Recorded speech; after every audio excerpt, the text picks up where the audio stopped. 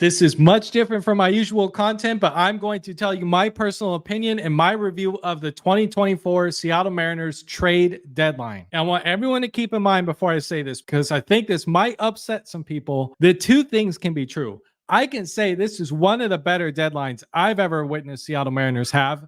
I can give this a rating of like a B grade, but still be left greatly disappointed and felt like they should have done more. And here's what I mean. The Randy Arozarena trade, their best trade of this deadline by far. Great player.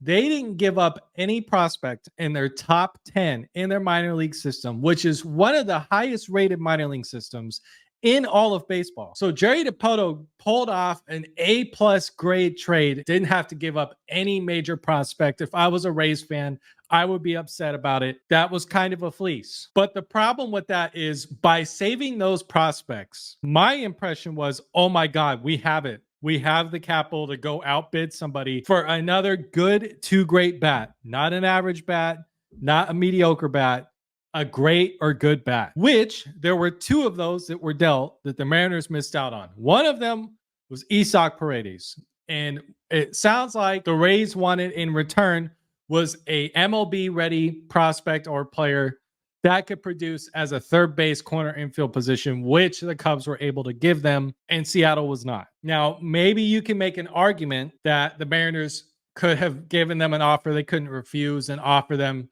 Harry Ford and Cole Young and Brian Wu and be like an offer they could not refuse for Paredes, which I still maybe would have done it personally, but I get why you passed on that and why that was a hard one to acquire. The one that bothers me the most is Jazz Chisholm, because the Yankees gave up 3 of their minor league prospects, 2 of them being in their farm system, the number 19 and number 20 prospect. The Mariners 100% could have outbid the Yankees to get Jazz Chisholm, and I think they should have. And had they done that, plus kept their moves with Turner and gotten Jimmy Garcia for the bullpen as well, A+ deadline.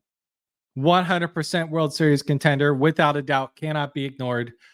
You have a good chance to win the World Series if you get him. And yes, I know that Jazz Chisholm's WRC plus is like 110, and he's not a great bat on the level of Paredes. He's not going to be a big slugger, but he's a good hitter. It would be one of your best hitters in the lineup. He would be in your top 4 or 5 of your lineup, 100%. And he runs the base as well. And even better on top of that, dude can play a corner outfield position way better than almost anyone on your roster, especially Mitch Haniger, who's in the lineup tonight against the Red Sox. So essentially, those prospects that you decided to keep and not trade and win in a bidding war to get Jazz Chisholm, what you did is you held on to those prospects so you can have them in 2027 when they're maybe good someday, maybe 2028. And instead, you're going to march out Mitch Haniger in your lineup to go play right field and be a liability. And quite frankly, Victor Robles has been great. 100% a great bat. He's terrible on defense. and another thing that Jazz can do is play the infield. He can play shortstop if you need him to. He can play second base. JP Crawford's hurt. That's another hole you can fill until September. He just fit perfectly with what you need in this team right now. So for that reason, and missing out on Jazz because you wanted to do some prospect hugging, which the Mariners 100% did. That's not an opinion either. The Seattle Mariners 100% were heavily prospect hugging in this deadline. That's not up for debate. They did not trade anyone in their top 10 prospects to go get another great bat that they should have gotten. They kept all of them. And I guess it's just frustrating because it feels like this team is one good to great bat away. And I can foresee the end of this season being coming down to game 161 and you're in a close race with the Astros, or you're in a close race with the Rangers, and your offense doesn't quite produce as much as you need them to, but you can rely on your pitching staff. And God, you're just like one bat away. If that happens, which has happened so many times in the last decade, we'll go back and look at this deadline and we'll look at Jazz Chisholm, who you lost the bidding war for, and be pretty upset that we held on to Harry Ford instead of getting Jazz Chisholm. That's all I'm saying. Now, all of my negativity out of the way, it is still a good deadline. And I'm happy they got better because they absolutely did. Here is what I would say is the best possible lineup when JP and Julio come back and are healthy.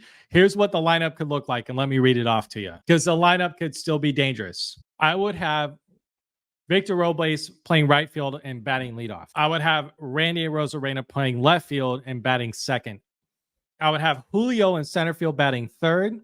I would have Cal catching and batting fourth.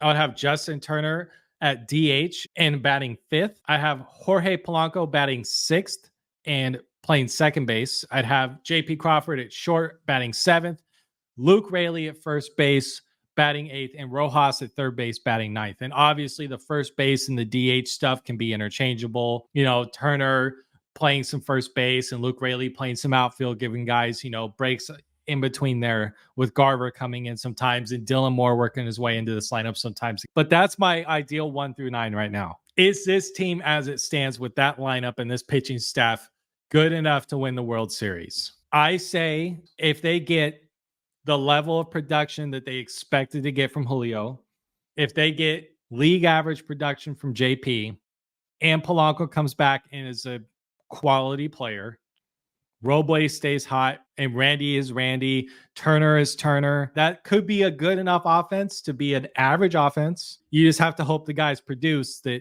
you're expecting to produce. I want you guys to let me know what you think. Is this prospect hugging, or did the Mariners do an amazing job? Are you an A+ on this deadline? I read every single comment. I can't promise I respond to everyone, but I do read every single one. Thank you guys for watching. More MLB breakdowns on the way.